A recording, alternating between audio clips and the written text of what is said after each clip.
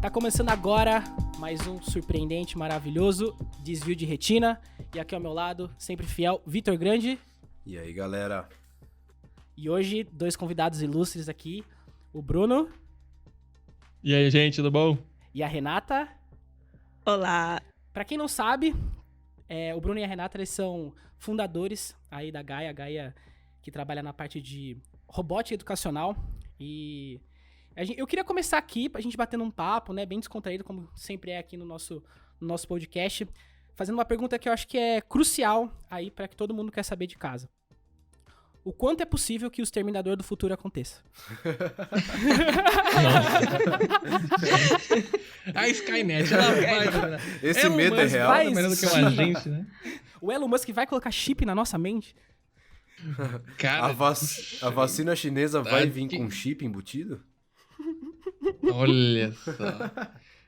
Cara, olha, se eu for responder essa pergunta, né, tentando no máximo da seriedade aqui, eu diria que é muito pouco provável, tá?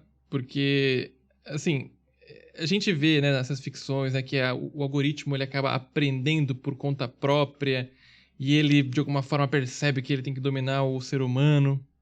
A gente tem hoje algoritmos de aprendizagem, você tem lá a aprendizagem supervisionada, aprendizagem não supervisionada, que realmente o algoritmo aprende sozinho. Mas, cara, no fim do dia, alguém está criando esse algoritmo, alguém está controlando aquilo. E somos nós, seres humanos. Então, hoje a gente já tem vários casos, né, na área de tecnologia, né, de inteligência artificial, onde a gente vê algoritmos racistas que cometem erros, né, que a gente fala, pô, mas como assim? Cara, tem alguém programando aquele cara, alguém criou, alguém alimentou aquela inteligência artificial com alguma base de dados que deixou ele daquele jeito. Então, a minha visão é bem cética quanto essa do vamos ter uma Skynet, entendeu? Mas você acha que no fim das contas alguém pode criar um algoritmo que vai chegar a deixar a máquina funcionando sozinha e por algum motivo ter uma consciência própria pra fazer um mal ou um bem? Cara, eu acho que não. Eu acho que a gente vive numa sociedade ainda que cada vez mais a gente tem mais informação. Então é muito... Claro, aí você tem um dilema, né, de como é que você vai vigiar tudo isso. Mas eu sou uma pessoa que vê com otimismo o avanço das leis, da própria política, por mais que seja muito lento, está avançando. Então eu diria que pouquíssimo provável. Claro, não tem como prever o futuro, né? Mas eu não acredito nessa possibilidade. Tem até o próprio caso da TAI, né, que é da Microsoft. É verdade. Que ela foi lançada, ela aprendeu a ser super antissemita, né, racista e blá blá blá, e ela saiu do ar. Eles falaram, não, calma aí, aprendeu coisa errada. Então acho que a gente tá no controle. A TAI, pra quem não sei se chegou a conhecer, ela foi um bot, né, um programa de computador que fala com você no Twitter, e ali eles usaram a técnica de aprendizagem não supervisionada. Então é como se você largasse um bebê no meio do Twitter para aprender com as interações que ele tem. Caraca. Então as pessoas falavam com a Thay, e a Thay perguntava, mas o que é a razão da vida? Aí falavam, a razão da vida é matar todo mundo. Aí ela aprendia essa coisa. A gente Então, tem que contar sempre também que o usuário, principalmente do Twitter, é o usuário hater, né? O cara tá ali pra plantar o caos, né? Pra plantar o caos. O cara quer, assim, que o mundo pegue fogo. Puta, que Todo perigoso ali, isso, velho. Exatamente. Mas eu acho que como que o Bruno tá dizendo, ela pode aprender, mas ela não vai tomar uma decisão, ao menos que nós demos autonomia pra ela tomar decisões sozinha. Que eu acho extremamente difícil, né? É muito louco. Eu fiz essa pergunta brincando, claro, mas a gente tem um entendimento, né? Sempre existe um interesse maior de pessoas. Eu acho que muito dificilmente a gente vai chegar no momento onde as máquinas vão interferir. As máquinas interferem em nós através de pessoas, né? Através de alguém que quer dinheiro, né? Entre outras coisas.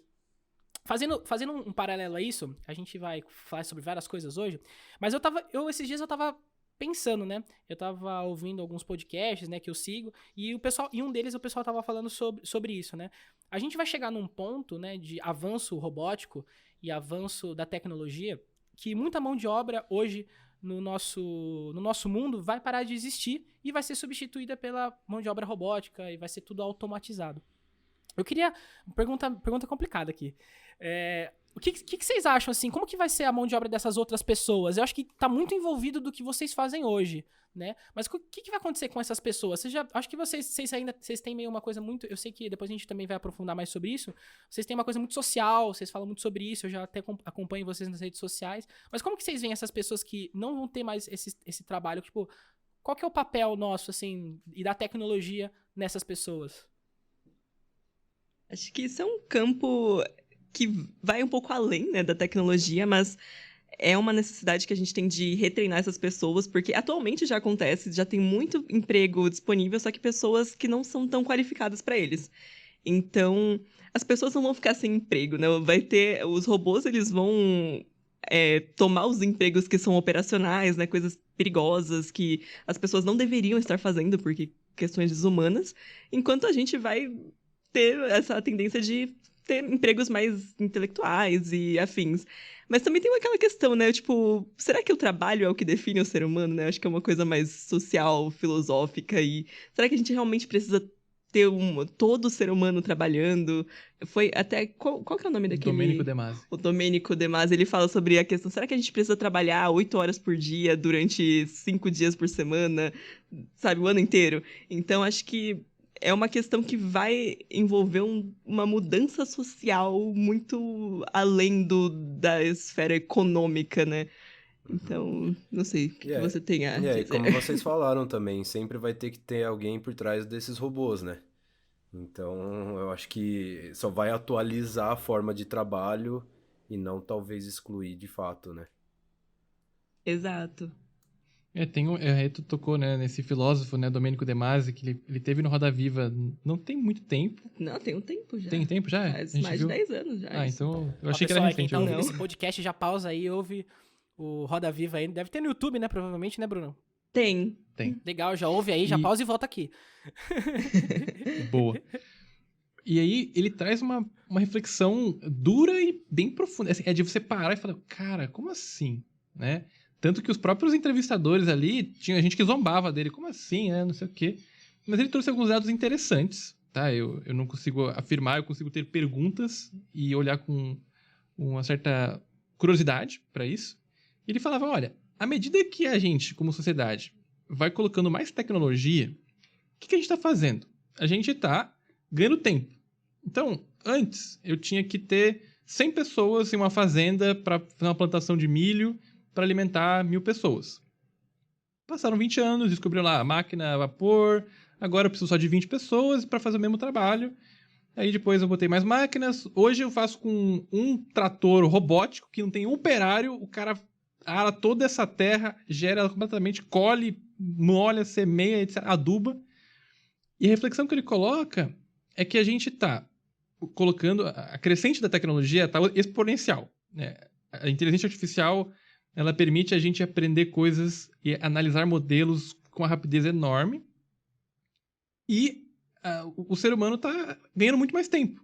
Então, a gente fala, cara, será que a quantidade de trabalho intelectual e criativo por trás de toda essa automação vai ser igual a uma demanda de trabalho, ou o que a gente acha que tem que ser trabalhar 8 horas por dia, né? E ele provoca assim, olha, ele falando, né? Ele acha que a gente vai ter uma sociedade futura onde o trabalho, o ócio criativo e, de alguma forma, o descanso vai ser muito nebuloso. A gente vai estar trabalhando, vai estar descansando um pouquinho, vai estar criando, né? O Domênico De Masi ele é o tem autor do livro, associado né? O Ócio Criativo, né? Ele é o autor do livro. Aquele, Eu o acho Ócio que é. Criativo. Se eu não me engano. Eu já li um prefácio, eu acho que desse livro. Acho que eu acabei de lembrar. Vocês falaram o nome, eu meio que dei uma associada. Pode crer. E essa pegada, eu acho uma reflexão super interessante, né? A gente, como Gaia, olha para esse futuro. A Rê trouxe aqui essa perspectiva de que tanto a academia, governo, setor privado, terceiro setor vão ter que se juntar para fazer esse retreinamento, né, da população para esses novos empregos. Mas realmente a gente não sabe se vai ocupar 100%. Tanto que o próprio Domênico fala, século XIX a gente tinha 3% de desemprego era o máximo que a gente tinha. Aí, de repente 4%, 5%, hoje 10% de desemprego já é considerado normal. Agora a gente está chegando em 13%. Claro, normal do que a gente fala está aí. A gente tem que conseguir mais empregos, é um desafio gigantesco de todas as pessoas, mas existe essa linha de raciocínio que ele traz de, cara, será que a gente não tem que pensar novas formas de trabalho, novas formas, né, de emprego? Então, eu acho bem interessante essa perspectiva. A Gaia se posiciona nesse meio. Cara, nós vamos ajudar a retreinar essa população para esses empregos do futuro. Exato. Não, é até interessante isso que você tá falando, Bruno, porque se você olhar 20 anos atrás, nos anos 2000, e você falasse de muitos empregos que surgiram agora, as pessoas nunca imaginariam isso, né? Vou te falar um exemplo que todo mundo conhece, né? Todo mundo que tá vendo conhece. Há 20 anos atrás, se você perguntasse pra qualquer pessoa que falaria que, eu quero virar vlogger, porque acho que não sei se tinha YouTube na época. Alguém falaria que isso é um emprego decente, né? Sua família, você não vai ser engenheiro? Como assim você não vai ser engenheiro? Exato. Né? Você não vai ser médico, você não vai ser advogado, né? Então, assim, isso que você falou, eu concordo plenamente que, assim, talvez existam mudanças que a gente nem imagina, né? A gente, daqui 20 anos, tenha mudanças que a gente nem tem uma perspectiva de que isso possa realmente acontecer. Então, isso é uma coisa bem interessante. A reunião de família é cada vez mais difícil, né? Você vai chegar e falar, eu sou gestor de redes sociais. Você fica vendo o Facebook dos outros o dia inteiro, né? Como assim? Bem, a gente tem que pensar que nós vamos ser os avós do futuro, né? Então a gente vai meio que saber o que vai entender. Os nossos avós talvez não entendam isso hoje, né? Mas a gente lá no futuro a gente vai entender, vai meio que saber o que é isso, né? Meu cara. E Gaia é o nome da empresa de vocês. É isso, né? Exato. E da onde veio esse nome? Então, diz a lenda que fui eu que dei essa ideia, eu não lembro disso. Mas o nome foi porque... Acordou do sonho, assim, Gaia, Bruno, pode ser, nome da empresa, boa ideia. Foi assim, eu tava dormindo. Assina embaixo. Mas foi porque o nome da antiga empresa que a gente tinha, né, era um projeto ainda, era Júpiter. E aí, o nosso sócio, que é o Flávio, ele falou, é porque eu dei esse nome, por causa de Galileu. E aí, pensa, beleza, Galileu. Mas eu fiquei, poxa, é um nome muito masculino, né? Eu entrei aqui nessa empresa, eu quero representatividade. Vamos ter um nome mais feminino. Então, a gente pensou, Júpiter é um planeta, aí, tem Gaia, né? Representa a Terra, que representa... A gente quer conquistar as estrelas, mas não quer esquecer que a gente tem a Terra, né? A Terra é nosso lar. Então, veio essa ideia aí. E teve outra pessoa, né? O seu amigo falou que achou que era Gaia porque era uma titã. Então, também, eu gostei da ideia de... Não, a titã, a gente vai dominar o mundo e fazer as crianças serem poderosas mais do que elas já são. Que legal. Gostei. E vocês trabalham só com crianças, é isso? São crianças e adolescentes, né? Os adolescentes ficam bravos se você fala que eles são crianças, mas... Não, tudo bem. Tudo bem, mas... Eu falo criança, mas... Esses tempos eu descobri que a adolescência é, tipo, até uns 20 e poucos anos, não é? Uma coisa assim? Até, Um negócio eu acho que é, na Olha. verdade, até os 19, né? Até os 19? É, porque se você for ver em inglês, é 19, né? E aí o teen vem de teenager, né? Caraca, olha só, Se interessante. você for parar pra pensar... E é muito louco que esse próprio termo se cunhou há pouco tempo, né? Porque até, sei lá, 1950, 40, assim, acho que não tinha esse meio... Não tenho certeza, tá, gente? Mas não tinha esse lance de adolescente. Ou você era criança ou você era adulto. Tanto que casamento era mais cedo, né? Entre outras coisas. Então, assim, acabou se cunhando bem mais tarde do que realmente é. Então, assim, ou você era criança ou você era adulto, né? Ou você pega na enxada ou você tá aí estudando, fazendo alguma coisa, né? Então agora mudou bastante coisa, né? Minha avó Mas casou com 14. Tipo, Olha. gente, 14? Com 14 Minha avó não, minha bisa, né? É um Não absurdo, tão- né? Mas inimaginável. Assim, não é um absurdo, né? A gente não pode olhar pro passado com os olhos do presente, né? Isso a gente não dá pra fazer, né? Naquele momento era interessante pra eles dessa forma porque eu acho que até a própria expectativa de vida também não era daquelas coisas, né? As pessoas não sabiam quanto tempo que eles iam conseguir viver, né? Então vamos casar logo, vamos fazer uma coisa logo pra seguir.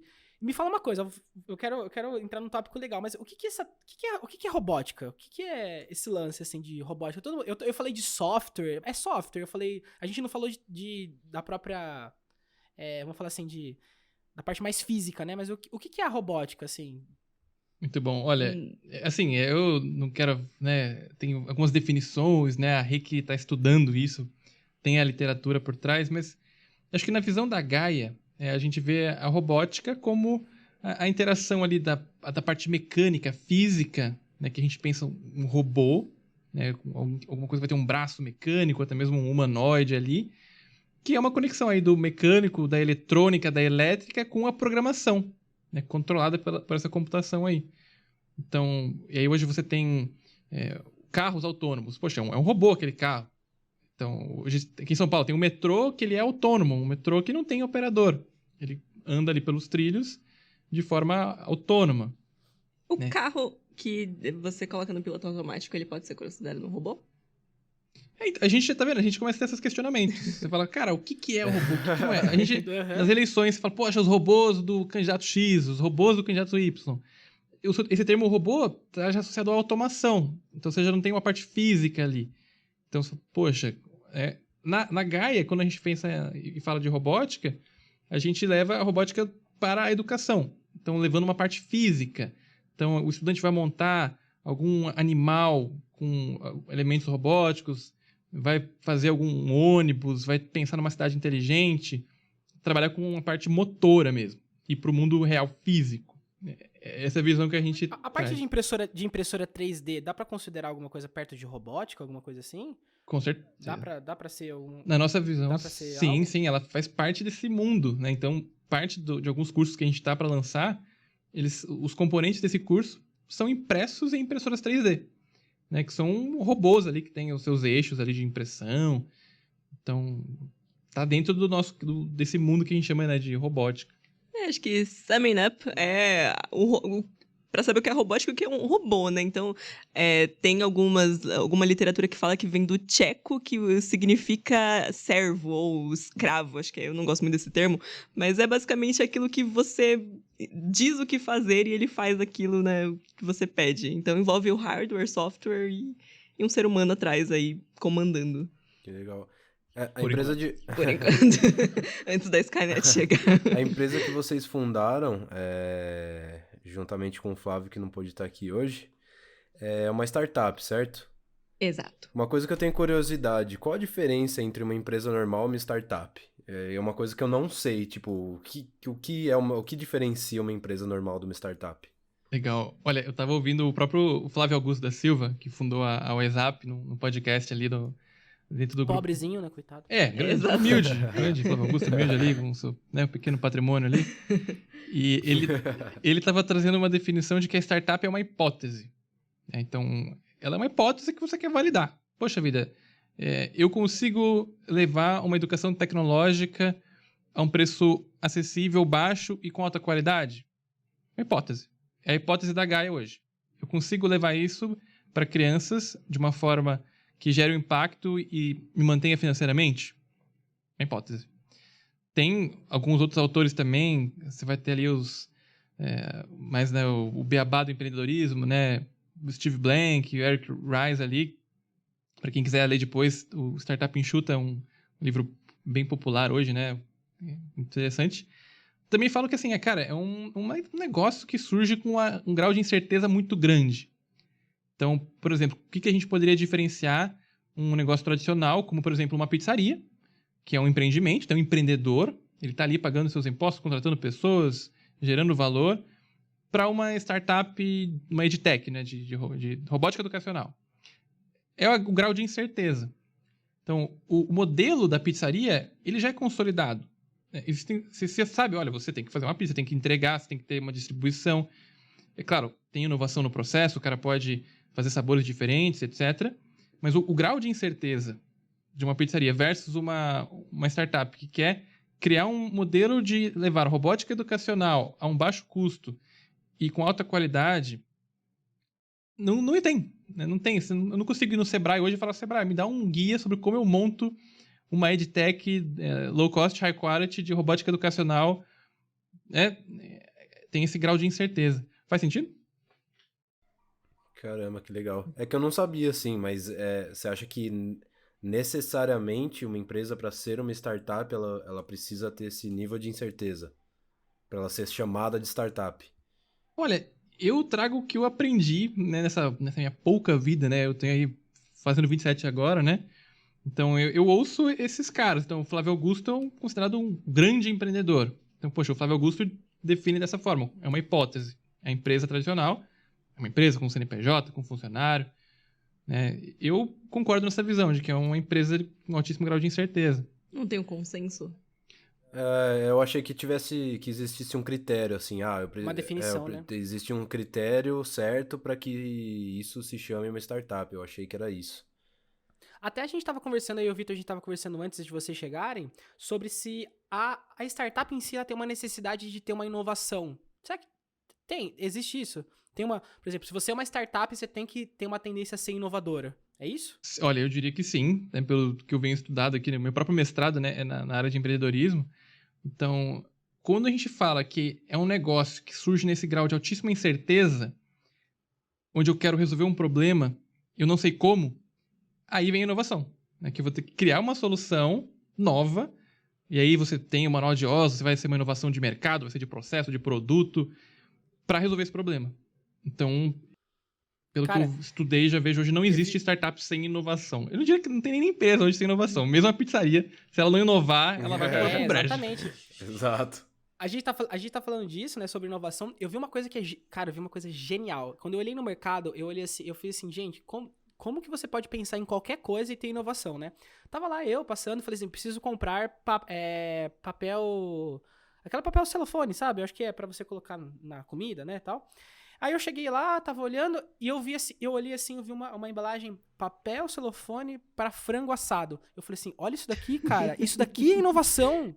Isso é inovação de verdade. O cara pegou um produto que já existia, que todo mundo já conhece, já tá, tipo, na boca do povo, e o cara pegou e nicho, né? Acho que inovação tá muito ligada a nicho. Você pega uma porção de um determinado mercado e fala assim, não, eu vou resolver o problema dessa pessoa. Porque, cara, hoje como que é o trabalho hoje, né? Hoje o seu trabalho como empreendedor é resolver problemas, né? Então, você tem sempre a tendência aqui. Que tipo de problema eu resolvo? O cara resolve o problema da pessoa que tinha que tirar um monte de papel ali pra tentar fazer o frango assado. Não, ele já entrega uma coisa pronta pra pessoa e fala assim, ó, tá aqui, ó, pra você usar. Sem problema, sem dor de cabeça, R$10 mais caro.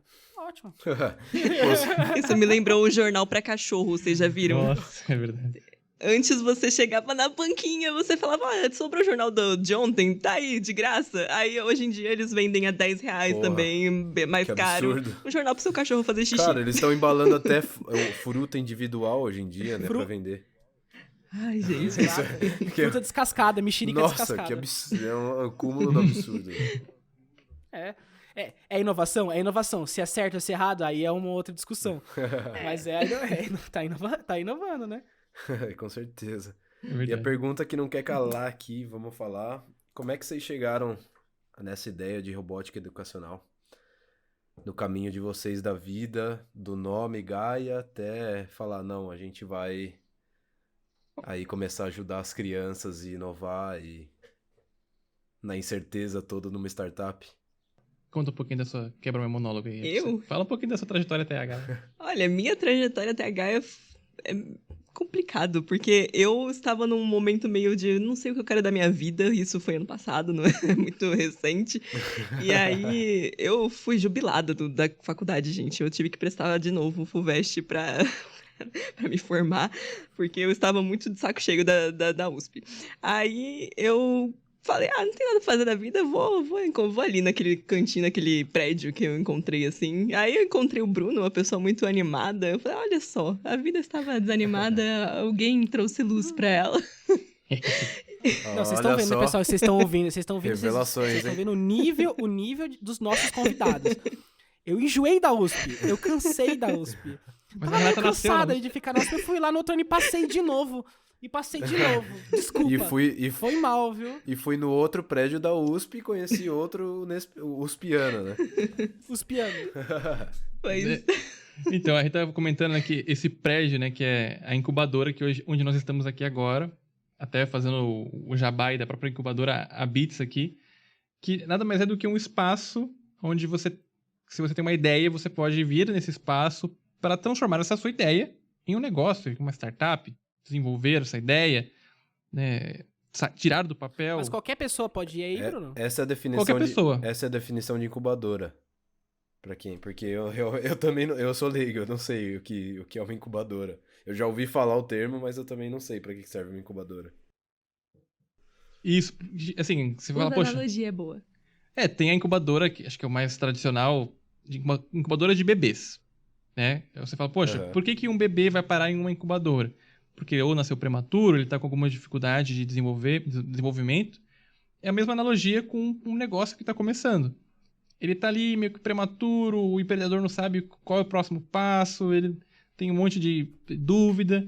Aí a incubadora existe para dar esse suporte, para fazer essa ideia embrionária, prematura, crescer e se desenvolver para poder sobreviver neste mercado capitalista, selvagem.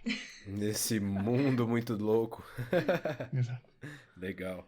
E aí, acho que assim... E qualquer pessoa pode ir, Bruno? Tipo, se uma pessoa tem uma ideia formada, ela pode ir até a incubadora e conversar com o pessoal? Ou é só pessoas da USP que podem levar suas ideias aí? Acho que é importante também. Às vezes a pessoa tá ouvindo e fala assim, eu quero levar minha ideia lá, mas às vezes ela não pode, né?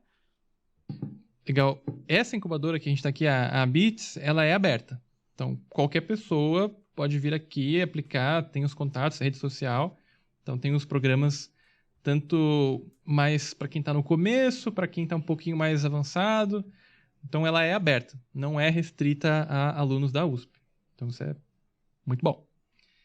E aí, respondendo a sua pergunta, né, agora do meu lado aqui, né, como que a gente chegou até a Gaia, né, como é que surgiu essa ideia, ou como surgiu esse negócio, hoje já está se estruturando nessa startup.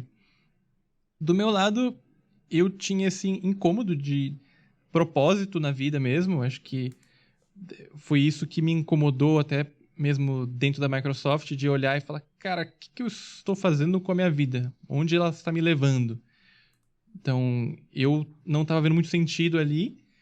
E aí eu conheci a própria incubadora aqui, da USP, né? A Bits. Ali eu descobri que existia esse negócio de empreender, que você podia resolver problemas do mundo por conta própria, não precisava esperar alguém para fazer isso, ou estar dentro de alguma grande empresa e ter algum cargo X para poder ter mais impacto nisso. E aí eu comecei a aprender um pouquinho mais, fui lá, me voluntariei, fui aprendendo. Eu sempre gostei de tecnologia, mexi com o computador, né? Vocês acho que lembram aí quando a gente jogava Tibia, não sei se... Eu lembro que você jogava mais Ragnarok, mas Pra a quem gente não já sabe, jogou a gente, alguma coisa. a gente é tudo amigo de infância aqui, então. Exato. Vocês também jogavam Tibia. A gente Eu se sou a única conhece. outlier aqui. É verdade, pra quem não sabe, eu, o João e o Bruno, a gente se conhece desde a 6ª série, mais ou menos, então... Conta, tem, Tem um- tem que tem falar um- qual que é o nick, qual que é o nick. Nossa, Nossa, olha, Nick. pelo Cara, amor de eu Deus. nem lembro, você vê. Vocês não usam o mesmo nick desde sempre? Que absurdo, Não. gente. O meu é o mesmo desde vai- sempre. Não. Vai evoluindo, né? o nick vai Danera evoluindo. era o mundo. Danera era um... Danera. O Bruno, Danera. o Bruno adorava um Tibia, mas tinha outro jogo, qual que era? Diablo que você jogava também, né? Cara, eu joguei. Lembro com o Gabriel, o Cipriano, a gente jogava. Claro, a gente não conseguia jogar junto, mas era o Sacred. Sacred, é verdade, Verdade. é verdade. O 1 Eu ainda. jogava pra caramba esse jogo. Eu, cara, fiquei com um calo na minha mão direita de tanto clicar ali, que era jogo hack and slash, né? Que você clicando. Eu lembro que tinha aquelas fases com aqueles dragões e tudo mais, né? Caralho, será que existe nostalgia. esse jogo ainda? É Sacred? Será que existe ainda? Deixa eu ver aqui. Deve ter algum Cara, eu acho que emulador, existe. alguma coisa, né? Alguém... Eu acho que existe, com A certeza. game, eu coloquei aqui, ó. Vou ver. Se bobear, existe, já dá pra jogar online, multiplayer. Caraca, acho que deve estar tendo. Tem até pro celular agora. Olha só. Putz. Eu vi que lançou o Sacred 2, mas na época meu PC não rodava, eu fiquei mó triste, mas aí... Lembra, eu acho que ia dar pra jogar multiplayer, não ia, essa época aí? Cara, é eu que acho no que Diablo, sim. né? Sempre toda hora fala assim, vai lançar pra multiplayer, né? Eu lembro que a gente falava disso, cara. Eu jogava também, eu joguei uma época, né? Exato. Bom, e aí, de alguma forma, eu cheguei aqui na incubadora, comecei a empreender, né? Aprender como é que funciona esse negócio. Falar, cara, eu quero aprender educação, como é que faz. Encontrei o Flávio numa competição, né, numa hackathon, que é, explicando rapidamente, né, uma competição para resolver algum problema, e geralmente envolve software, né, tecnologia. E lá o Flávio tinha ganhado o prêmio, ele era o cara da robótica, ele queria levar ensino, né, de robótica para escolas. E aí a premiação dele, além de uma grana, foi ter uma incubação dentro da incubadora que eu trabalhava, ou seja, aqui na Bits, neste espaço que eu estou aqui agora. E a gente se aproximou, aí a gente viu que o Flávio falou, poxa, Bruno, eu estou com dificuldade, né, em vender, né, em distribuir. Eu tinha essa facilidade, né, mais conhecimento dessa área. Eu falei, Flávio, a gente pode se juntar, eu quero muito empreender em educação, vamos fazer. E aí, mais tarde eu encontrei a Rê, e a gente juntou aí esses 3 mosqueteiros para fundar a Gaia, levando aí educação tecnológica para quem mais precisa aí. Levou uma companheira de trabalho e uma esposa, né? Eu fiquei sabendo aí, né? Exatamente. Foi um casamento literal. Um casamento de 2... Falam que sociedade é um casamento, né? Mas vocês levaram a outro nível, né? A gente levou a sério. Levaram ao pé da letra, né? Exatamente. Pois é. Olha, eu tenho uma curiosidade aqui. A gente tava falando sobre isso, sobre robótica, e vocês falaram sobre impressora 3D, vocês estão falando sobre inovação e tal. Até uma pergunta que eu venho até me perguntando, é sobre a parte de... Até meio também sci-fi, assim, né? Um lance meio sci-fi, mas, por exemplo, assim, daqui a um tempo, as pessoas têm uma tendência do ser humano começar a ter órgãos, membros, baseados também nessa tecnologia, certo? Tem uma tendência real disso ou é só, tipo, ficção mesmo? Olha, já tem impressão de órgãos, né, que usam em 3D. Então, tipo, às vezes a pessoa precisa de algum órgão, o 3D já tá resolvendo. Mas dá pra até pensar numa coisa mais simples. Os meus pais, há uns 7 anos, sofreram um acidente e atualmente eles têm placas por dentro do corpo que substituem alguma coisa ali que faltou, que eles perderam. Então, mas tem algo mais pra falar aí? Eu já vi prótese, né? Prótese de braço, Sim. de perna, que é feita em impressora 3D. Isso aí eu já vi, já sei que acontece. Mas órgão, de fato, assim, eu não sei Você acha que junto com aquela tecnologia de célula-tronco também tem um avanço que dá pra fazer alguma coisa próxima, sem rejeição também, né? Acho que isso é importante. Fazer, dá pra fazer muitas coisas, né? Mas que o seu corpo não tenha rejeição é outra coisa também, né? Cara, a gente viu um documentário sobre o tempo, um documentário brasileiro, não era brasileiro? Sim, Onde que a brasileiro. gente foi? Netflix? A gente viu? Foi, no Netflix. Netflix, a gente pode até ver pra recomendar aqui, deixa no link aí do podcast. Na E descrição lá- a gente vai colocar o link. Olha só. E nesse documentário, ele falava justamente da aplicação da robótica de uma forma aí biotecnológica, né? E tinha um dos caras que, assim, o cara, ele é, acho que super otimista, né, na evolução dessa tecnologia. Mas ele já falava realmente de chips implantados no cérebro mesmo. Ele já falava, olha, já temos hoje dispositivos do tamanho de uma ervilha que você coloca em idosos para detectar quando o idoso cai.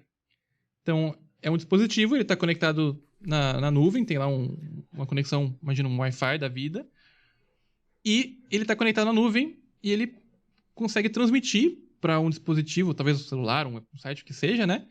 E avisar para os responsáveis quando um idoso tem uma queda. Ou até mesmo prever quando isso vai acontecer. Isso já existe, né? É implantado às pessoas.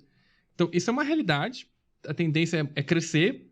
Agora, realmente, quão distante nós estamos aí, né, de modificações no cérebro, realmente é uma incógnita. Eu realmente não sei. E o lance das células-tronco tem difícil de saber. uma discussão meio ética também, né, das células-tronco. Eu não sei como que tá, em que pé tá essa discussão, mas... Porque a gente tem a tecnologia, biotecnologia, né? A gente tá talvez entrando, não sei, né? Esse é também um braço de vocês aí. Mas é que é a longevidade humana, né? Todo mundo, assim... Todo o mundo tá em prol disso, né? As pessoas vivem cada vez mais, a gente tem uma indústria aí muito rica, que tá cada vez lucrando mais e mais, nunca com a resolução do problema, sempre com o esparadrapo, né? Do negócio. Então a gente tá, assim, aumentando a expectativa de vida, né? O nosso planeta também tá sofrendo com esse aumento da expectativa. Então, na minha concepção, assim, né? Também posso estar errado, a gente vai partir para uma tendência muito grande nessa biotecnologia, né? As empresas vão começar a investir muito, se já não estão, né? Porque acho que também já é uma realidade pra gente, não plausível, né? Não pra todo mundo, mas as coisas vão começar a vir pra esse nível. Bom, deixa eu fazer um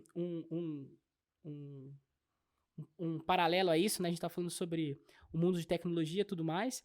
E vocês começaram a fazer o projeto de vocês num país muito suscetível a isso, né? Porque a gente tá no Brasil e todo mundo entende, assim, desde sempre que a educação aqui é uma coisa que não funciona, né?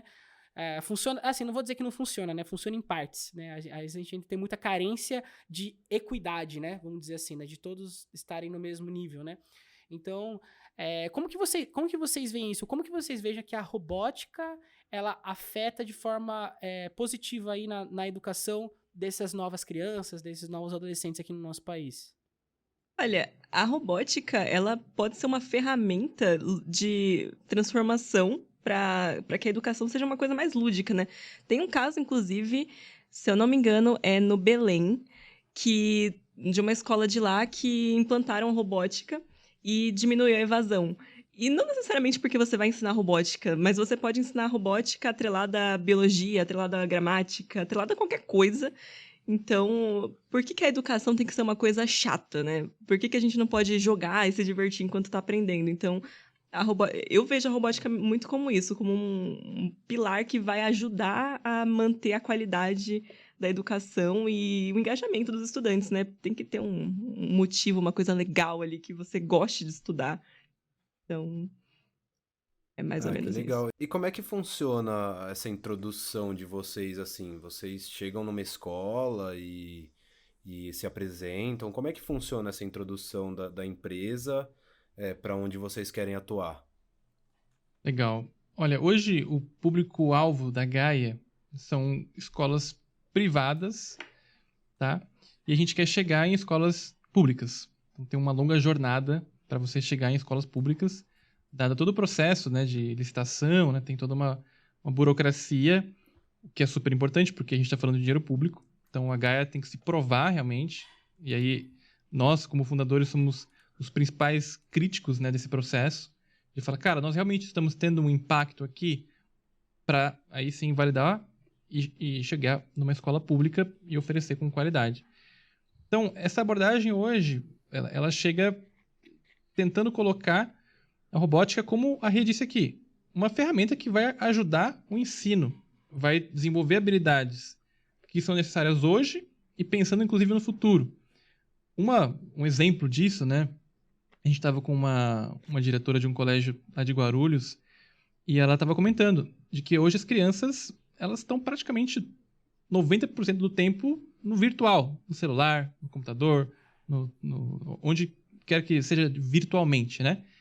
E elas não estão desenvolvendo habilidades motoras fundamentais.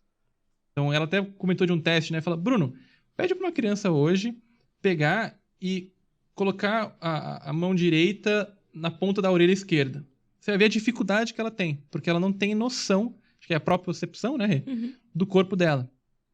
E aí ela enxerga, né, essa diretora enxerga a robótica como um meio para a gente desenvolver essas habilidades que antes aconteciam, porque acho que as crianças, a gente brincava mais na rua, tinha coisa mais mão na massa, literalmente. E aí a robótica, né, junto com a educação maker, que acho que é um termo que está bem em alta, vem para isso. E não é uma coisa nova, tá? Esse mercado de robótica já existe há uns 4, 5 anos. É que a questão é de como ele está sendo distribuído. Então, a gente vê que em muitas escolas de alta renda, né, de classes mais altas, isso já existe há muito tempo. Agora, e nas escolas de classes mais baixas, né, a classe C, D e E, por exemplo, que é hoje o nosso público? Como que isso chega? Então, não dá para eu cobrar R$1.000 em um kit, né, para um aluno, para ele ter acesso à robótica, porque não vai ter, não tem como pagar, né? Então a proposta da Gaia, nessas conversas a gente tenta levar um modelo de baixo custo, usando materiais recicláveis, otimizando ao máximo todo o ciclo de vida ali das oficinas, com os professores, para entregar um ensino de qualidade. Então, é até engraçado você falar isso, né? Porque às vezes, principalmente em relação ao acesso, hoje, lógico, com a internet muda muita coisa, mas como que você desperta interesse nessas pessoas da classe D&E a robótica, né? O quanto isso é interessante pra eles, porque talvez muito disso não esteja dentro da própria realidade deles e seja difícil você despertar o próprio interesse deles, né? Assim, pra vocês, é muito, eu não sei exatamente, mas o pouco que vocês falaram, parece que a Constituição também não ajuda tanto, a Constituição não, algumas leis prontas pra isso não ajudam tanto a vocês entrarem talvez nesses lugares, não sei como que vocês veem isso. Olha, Tá muito desatualizado, assim? olha, eu vi que acho que a própria BNCC, e a Rê pode falar muito mais que eu sobre isso, ela trouxe avanços enormes do ponto de vista legal. Inclusive, acho que saiu um marco da inovação também que coloca a inovação nas escolas. Empreendedorismo agora é uma disciplina, né, uma matéria que é obrigatória. Acho que o próprio ensino médio está sendo reformulado, as escolas agora, inclusive muitas procuram a gente por isso, para o novo ensino médio. Que Agora vai ter Nossa, os itinerários eu formativos. acho isso lindo, de verdade, assim mesmo. Eu acho esse propósito Cara, maravilhoso. isso que você falou também, João. Eu acho que na verdade vai ser cada vez mais acessível para todo mundo, né? Porque o avanço tecnológico que a gente está vivendo, ainda mais por conta do que a gente vive hoje na pandemia, né? Todo mundo teve que se conectar de certa forma, né? Eu acho que a robótica dentro da educação vai estar muito mais fácil inserida daqui a poucos anos do que é hoje, né? Então eu acho que tem, cara, tudo pra caminhar ir pro caminho certo, na verdade, né? Talvez uma coisa que seja legal a gente falar aqui, e a Rê pode dar um exemplo, de um exemplo concreto de aplicação para ensinar algo com robótica. Por exemplo, o caso da Joaninha. A gente. Bom, na verdade, o lance da Joaninha foi uma epifania que eu tive. Eu estava, ano passado, né, o meu curso, a gente tem um seminário de campo, então eu fui pra campo. Primeira semana de namoro com o Bruno, eu tive que ficar longe dele. Aí, Ai, meu Deus. Nossa, a primeira semana quase morreram, né? A primeira Foi semana é terrível. tristeza, né? Não dá. Foi horrível. E aí, né, a gente não parava de se falar, e aí eu tive uma ideia, eu falei, nossa, a gente podia ensinar biologia usando robótica. Eu pensei, porque a gente tava lá coletando bichinho, né, pega minhoca, pega não sei o quê. Ai, peraí que caiu o fone. Aí eu pensei, nossa, por que não? Tem criança que não consegue ter acesso, né? Você mora no meio do centro da cidade, como você vai pegar um bicho? Enfim, a gente não tá tão inserido na natureza, né? Então, por que não usar a robótica para ensinar biologia, por exemplo? Então, o nosso gênio da robótica, o Flávio, ele conseguiu. Eu dei as ideias ali para ele foi lá e começou a trabalhar.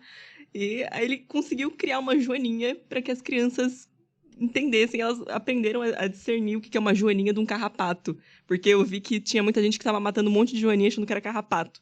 E aí eu fiquei, gente, coitada das joaninhas, né? Vamos.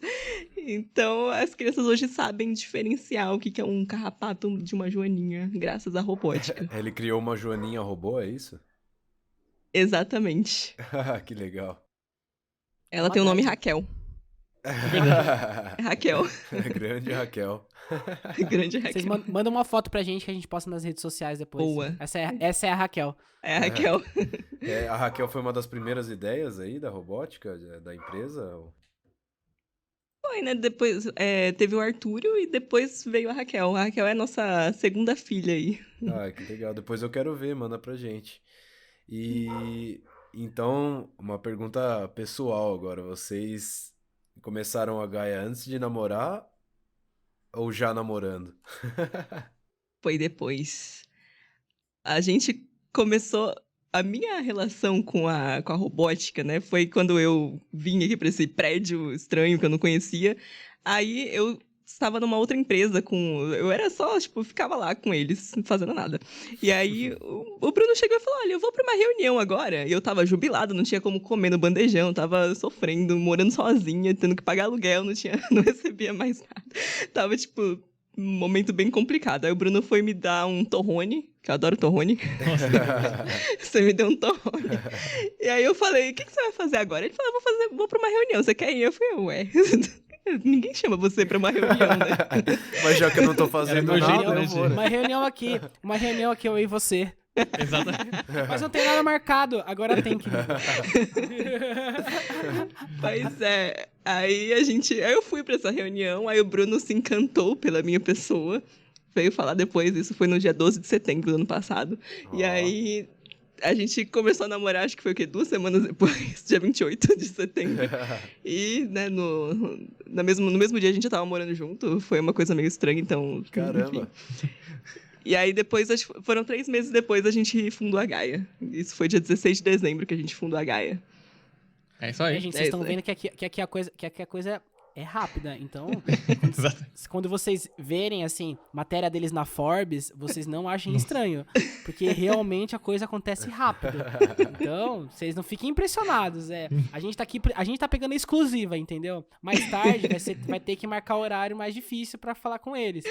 Então, já coloquem aí na agenda aí, Gaia, hein, que tenho certeza que Segue a gente no daqui vários LinkedIn. anos... Exatamente. Segue Tenho a- certeza que essa titã vai longe. Ela vai dominar Não, a o gente ainda universo. no finalzinho a gente vai fazer um jabazinho, lógico, né? Pô, tem que dar uma liberdade pra fazer um Claro, jabá. com certeza, pode. Pô, Vocês podem eu quero ficar à fazer- vontade. E eu quero aqui perguntar uma coisa pra Renata e depois eu vou perguntar uma coisa pro Bruno. Mais direcionada, assim. Renata, mas me fala sobre a cena das mulheres na robótica. Eu acho que você, mais do que nunca, você pode muito representar isso. E eu acho que é muito importante pra qualquer mulher que esteja ouvindo, que talvez não tenha medo de estar entrando nessa área e queira dar um empurrãozinho pra ela, né? Conta um pouco aí pra gente. Olha, a tecnologia como um todo, né, teve a participação, a fundação teve a participação de mulheres, né, inclusive a Ada Lovelace foi a primeira programadora, tivemos mulheres que foram calculadoras, né, para mandar os homens para o espaço. Então, assim, a tecnologia não seria o que é hoje sem as mulheres. Então, ainda é um mercado que, né, teve várias ocasiões, né, nos anos 90 lá, que começaram a falar, não, menina faz essa coisa, brinca de casinha, menino brinca de carrinho, né? Capitalismo vence. Então, então, atualmente, a gente está colhendo esses frutos que as mulheres ainda não têm tanto incentivo a trabalhar com tecnologia. Então, como que você vai gostar de uma coisa se você não tem contato com aquilo? O meu caso é um exemplo. Eu nunca gostei de tecnologia porque eu brincava de boneca quando era criança. Eu fui começar a gostar depois que eu conheci o Bruno. Então, é uma coisa muito recente. Então, assim... Existem agora programas muito recentes, né, de inclusão de mulheres na tecnologia. Tá mudando, até o próprio curso que o Bruno fez na época não tinha mulher praticamente, né? Atualmente já tá mudando esse cenário. Então, é aquela coisa, a gente precisa de incentivo, e é o que a Gaia tem feito, né, de representatividade, falar que mulher pode fazer isso também, não tem nenhuma evidência científica ou qualquer outra coisa que fala que mulher não pode gostar de tecnologia. Então, é isso. Acho que mulheres vejam tecnologia que é legal, deem uma chance. Se vocês não gostam muito, joguem Minecraft. Eu aprendi a programar com Minecraft. É muito legal. Então, Sério, eu nunca joguei Minecraft, eu não sei nem como é que é. eu odiava Minecraft, mas aí o Bruno falou, olha, tem esse Minecraft aqui, a versão que tem programação, que é o Education. Né? O Bruno sempre fazendo propaganda de coisa da Microsoft, né? Não, calma aí. É, suspeito. Olha, já puxamos o gancho que eu queria, hein? Puxou o gancho que eu queria. Não, Bruno, a vida dele e Microsoft... Eu tenho até ciúme, porque assim, né? Eu acho que a Microsoft é mais importante. Não, eu quero saber. Agora é a pergunta que não quer calar. Como é pra trabalhar pro Bill Gates? Olha só. Você já teve esse gostinho, né? Eu entrei em 2014 e lá o Bill Gates já tinha saído, né? Então, tecnicamente, eu não cheguei a trabalhar pra ele, né? Que falha, Mas- hein, João? Eu tô, assim, brincadeiras à parte. Foi ele que criou. Eu tô falando do filho dele. Trabalha pra família, tá entendendo? Família, É todo a mundo empresa da ali. família, né? O É Microsoft é nepotismo filho aí. dele, tá tudo certo. É mesmo sangue, tá tudo bem. Mas não é o Bill. Cara, foi uma experiência que eu aprendi pra caramba. Acho que conheci pessoas incríveis. Foi um momento realmente de virada, né, na minha vida. Acho que de ganhar confiança e falar, cara, eu acho que eu consigo realmente contribuir pra sociedade de alguma forma. E eu acho que foi um momento também de descobrir que eu não queria seguir uma carreira não multinacional, né? E aí realmente questões de propósito, de olhar e falar, cara, o que eu quero, né? Onde que eu vou investir meu tempo ali? Mas é um lugar incrível, assim, acho que Você tem... E como que é a estrutura deles aqui no Brasil? Assim, tem café de graça, tem boulangerie de graça, tipo... Porra, você quer Pode saber ser da cabelo estrutura da colorido. cantina dos caras, velho? Lógico, eu sou taurino, cara. Eu sou taurino, eu gosto de comer. Cara. Eu quero saber assim, porque assim, acho que tem muita gente que tem curiosidade, porque é um sonho de muita gente entrar, pô, Facebook, Microsoft, Google. É um sonho de muita gente. Às vezes alguém tá ouvindo aqui, tem um sonho de entrar na Microsoft que queria conhecer como que é por dentro, como que é a organização das pessoas, como que é o trato das pessoas lá dentro. Você pode Pode trabalhar no horário que você quer. Cara, eu acho que isso é uma coisa muito legal. Eu acho que, como foi a minha primeira experiência de emprego, foi a única experiência que eu vi e uma que eu me identifiquei muito. Tanto que eu tento trazer pra Gaia, com uma coisa que eu vi que funciona, e você ter essa liberdade pra definir o seu tempo. É diferente de não ter tempo pra trabalhar, é diferente de definir o seu tempo, né? Mas lá era muito flexível. Então, a cultura, acho que é uma cultura norte-americana, de falar que, cara, eu tô interessado nos seus resultados, no que você vai entregar. Agora, se você vai fazer aí home office, se você vai estar aqui, não tem muita importância, né? Então, eu sinto que é uma cultura muito boa para atingir resultados, né? Eu acho que, você falou da cantina, né? Eles cuidam muito bem dos funcionários. Eu acho que isso é uma coisa que se repete. Toda multinacional tem essa fama que é fundamental. Você tem que cuidar das pessoas que trabalham com você, que fazem a empresa, né? Então, tinha, assim, granola, leite, você tem a cantina lá que você pode comer, etc. Tem fruta lá que os Tem caras comida servem. vegana? Comida vegana? Fora a fruta. Talvez eu não cheguei a procurar por comida vegana, mas tem, eles têm um... Eles Você investem passou no por quantos espaço. processos? E como foi pra você entrar lá? Tipo, foi difícil? Tipo, como que foi todo o processo aí pra você conseguir chegar lá? Cara, é uma história curiosa, né? Eu lembro que tem toda uma jornada, né? Acho que de alguma forma, entender que eu tinha alguma capacidade para contribuir para essa empresa. E acho que quando a gente olha para dentro e fala, cara, eu acho que eu posso ajudar. A gente se sente confiante de ir e ir avançando, né, no processo seletivo. Teve um processo inicial, né, que acho que era até terceirizado, de a prova de inglês, né, dinâmica de grupo, né, que é meio padrão. E aí a próxima etapa já era no próprio o Microsoft Technology Center, lá o MTC, que é o prédio que eles fazem para encantar os clientes. Então tem um andar ali, tudo que tem mais de tecnologia da Microsoft, de reconhecimento facial, é um prédio super legal, né? E aí depois tem uma etapa de conversa com os gerentes mesmo, né? E ali uma coisa que quando eu converso com as pessoas, eu falo, cara, tem que haver um encaixe, né? Um match de perfil da vaga para você, né? Então, no caso, eu entrei como estagiário e ali tinha uma vaga que era muito meu perfil. Era uma vaga técnica, tecnológica ali, mas na área comercial. Então, eu trabalhei na área técnico-comercial para grandes empresas. Então, ela precisava de alguém que gostasse muito de tecnologia e que, de alguma forma, também gostasse de interagir com pessoas, né? Gostasse de falar, de ter uma dinâmica ali mais social. Então, houve esse match. Tanto que eu não passei para a vaga de dev, né, que tinha lá, de desenvolvedor, de programador. A vaga que eu me encaixei foi a vaga mais comercial. E foi um lugar... foi muito legal, porque nessa vaga eu tinha uma parte tanto de aprender, me certifiquei, né? Tem lá os nomes bonitos para trabalhar com as tecnologias, que eu até trouxe hoje na Gaia, a gente usa. E a parte de estar nos clientes. Então, de visitar... Fui na refinaria da Petrobras, visitar banco, bolsa. Era muito dinâmico. Porque também quando eu falo da experiência lá, você fala, é maravilhoso trabalhar na Microsoft. Cara, eu peguei uma vaga que era muito dinâmica e que eu gostava. Então a minha experiência foi muito positiva. Agora, eu também tive pessoas que pegaram trabalhos super operacionais de ficar abrindo ordem de compra, né? As famosas POs lá dentro. Que era super maçante. Trabalho merda, né? O trabalho que, tipo, o cara vai sugar você vai ficar lá, tipo, cansado de ficar numa rotina chata, né? E podia ter um robô pra fazer isso. Podia, eu acho que podia. Então, agora a Gaia vai apresentar um robô pra Microsoft aí. Olha só. Olha. Parece que o jogo virou, não é mesmo? Investidor anjo, Microsoft, investidor anjo. Acho que é o sonho de qualquer pessoa. Aí, ó. Já vamos bater na porta do Bill Gates aqui e falar, Bill Gates, é o seguinte. Aqui é a Gaia. E como é que vocês acham que a empresa de vocês e o trabalho de vocês pode diminuir essa distância entre a pobreza e o acesso à tecnologia? Olha, é fornecendo um curso de qualidade e que seja acessível. Claro que a gente ainda cobra para o nosso cliente o que ele pode pagar, né? Um valor que a gente considera justo, também a gente precisa sobreviver.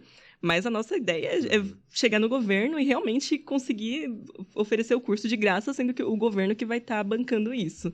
Então, a nossa meta é democratizar mesmo esse acesso para que as pessoas possam ter oportunidade de ter trabalhos na tecnologia e descubram que não é chato, é só que você não conheceu direito, não teve um bom ensino.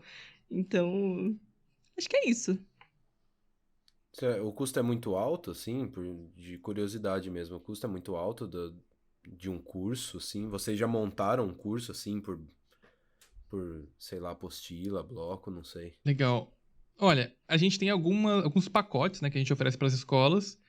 E aí, hoje, a mensalidade varia de R$ 49 até R$ 109. Então, a gente consegue ter um leque ali que tenta atender, né, esse público que a gente Por quer aluno, atingir. Bruno?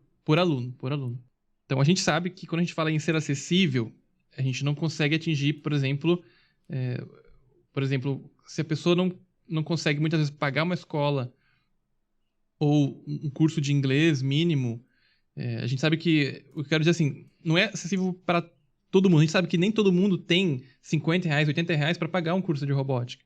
E aí, por isso que a gente fala, cara, como que eu vou chegar nessas pessoas que não têm condição de pagar esse valor?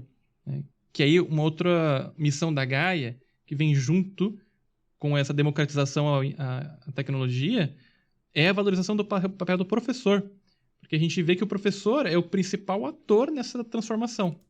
Então, a gente remunera o professor acima da média, né, com um valor justo. Então, a gente tem que criar uma engrenagem onde eu consiga entregar uma qualidade, cobrar um valor baixo pro nosso cliente e conseguir remunerar bem quem está na ponta. É um grande desafio, mas a gente tem criado soluções para fazer isso. Tem que fazer sentido isso. Eu enxergo muito isso que você tá falando, Bruno, pra mim faz muito sentido, porque a própria profissão de professor no Brasil hoje é totalmente sabe, cara? As pessoas que têm mais, eu tô falando não de ensino superior, talvez ensino superior eu não entendo como funciona a remuneração, mas eu sei que a parte das escolas, do ensino médio, as pessoas são muito mal remuneradas, não existe um plano de carreira, entre várias outras coisas. Então, assim, o projeto de vocês é fantástico, é muito legal. E eu queria que vocês fizessem um jabazinho agora de vocês, né?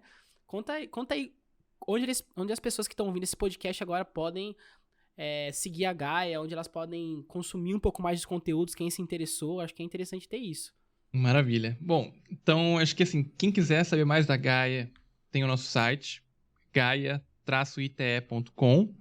E hoje nossa principal rede é o LinkedIn. Você pode buscar por Gaia, Inovação em Tecnologia Educacional, ou só Gaia, vai aparecer a gente também ali, tem aparecido. E também Instagram e Facebook. E aí, hoje, quem que a gente está querendo conversar? O que a gente tem buscado? Escolas privadas, né, que estejam perto das faixas do público C, D e E, né? Então, se você conhece alguma escola que tem uma mensalidade, talvez ali perto dos R$500, R$600, a gente quer conversar e apresentar nossa proposta de levar uma educação tecnológica de qualidade e a um valor acessível. Beleza? Exato. É isso, cara. A gente vai pôr tudo na descrição também, né? Quando a gente postar. A gente vai pôr tudo na descrição lá, os perfis de vocês. E é isso. Quem quiser entrar em contato, chega lá e fala com esse grande titã que está aí acordada, essa grande titã que está aí acordada, pronta para inovar na educação, com a robótica na educação. Maravilha. Isso aí, pessoal. Muito obrigado, de coração mesmo. Acho que esse é um papo muito esclarecedor, que é uma coisa ainda muito obscura para as pessoas talvez estejam ouvindo, mas vejo para a real população do país, né? A real população, que talvez esteja ouvindo isso ou não, mas pra gente entender um pouco mais sobre esse meio. Independente da hora que você esteja ouvindo esse podcast, a data, início, nos siga nas redes sociais, né? @desvio de retina. Não sei se vocês estão aí no Spotify, em qualquer outra plataforma que a gente tenha postado esse podcast. Então, sigam a gente nas redes sociais para que a gente possa aí servir mais conteúdos para vocês. É Excelente. isso, gente, muito obrigado pela presença aí, por aceitar o convite. Obrigada por nos receber aqui, né? Foi uma honra. Com certeza. A gente vai chamar vocês de novo, né? Infelizmente a gente tem que Vamos aí. encerrar, né? Vocês têm os compromissos mas a gente vai chamar vocês de novo pra aprofundar um pouquinho mais na conversa que eu tava gostando. Faltou falar do casamento, né? Olha, tem a parte 2 aí. E né? dos podres do Bruno. Faltou- Deixa, parte 2 aí, deixa Faltou. o cliffhanger aí, deixa o gancho Faltou pro próximo os Ó, episódio. quem da quiser, adolescência do quem Bruno. gostar e quiser uma parte 2, por favor, comenta aí. A gente vai postar um cardzinho nas redes sociais. Comenta aí. Eu quero saber do casamento do Bruno. Então, vamos aí que a gente vai... Eu quero saber da adolescência do Eu- Bruno. Eu posso A gente spamear. pode contar. Fechou, pessoal? Gente, obrigado, viu? Valeu, gente. Valeu. Abração, é nóis.